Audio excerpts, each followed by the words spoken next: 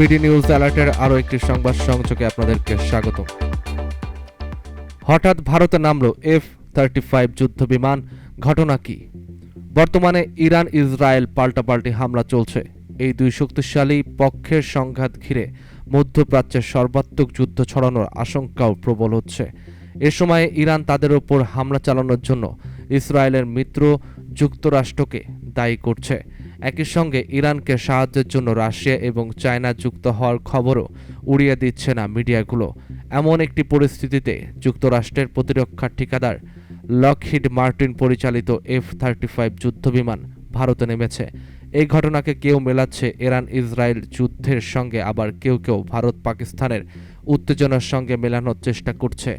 যদিও হঠাৎ করে যুদ্ধবিমানের অবতরণ বলে প্রচার করছে ভারত পক্ষ থেকে। রোববার 15 জুন এক প্রতিবেদনে যুদ্ধবিমানের অবতরণ প্রসঙ্গে সংবাদ প্রকাশ করেছে ভারতীয় সংবাদ মাধ্যম এনডিটিভি। বিশেষজ্ঞরা বলছেন, এ ধরনের ঘটনা বিরল হলেও একেবারে ব্যতিক্রম নয়।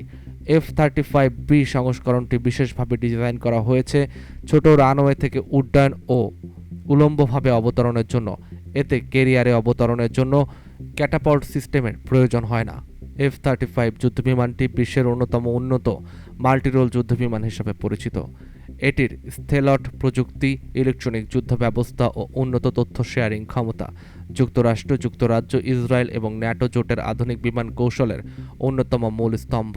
পঞ্চম প্রজন্মের এই স্টেলথ যুদ্ধবিমানটি বর্তমানে ইন্দো প্যাসিফিক অঞ্চলে মোতায়েন থাকা ব্রিটিশ রণতরী HMS প্রিন্স অব ওয়েলসের ক্যারিয়ার স্ট্রাইক গ্রুপের অংশ।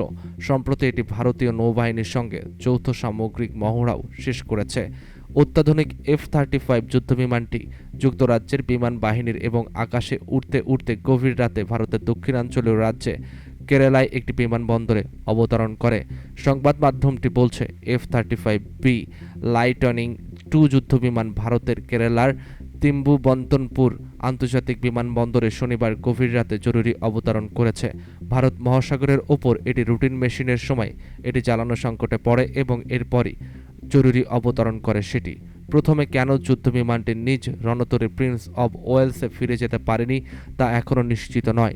প্রাথমিকভাবে ধারণা করা হচ্ছে, বিমান বাহিনী ও রণতরীর আশেপাশে খারাপ আবহাওয়ার কারণে সেখানে নিরাপদে নামা সম্ভব হয়নি। রোববার সকাল পর্যন্ত যুদ্ধবিমানটি কেরালার তিম্বুবন্তনপুর বিমানবন্দরে অবস্থান করলেও এ বিষয়ে এখন পর্যন্ত যুক্তরাজ্যের প্রতিরক্ষা মন্ত্রণালয় বা লকহিড মার্টিন আনুষ্ঠানিকভাবে কোনো বিবৃতি দেয়নি।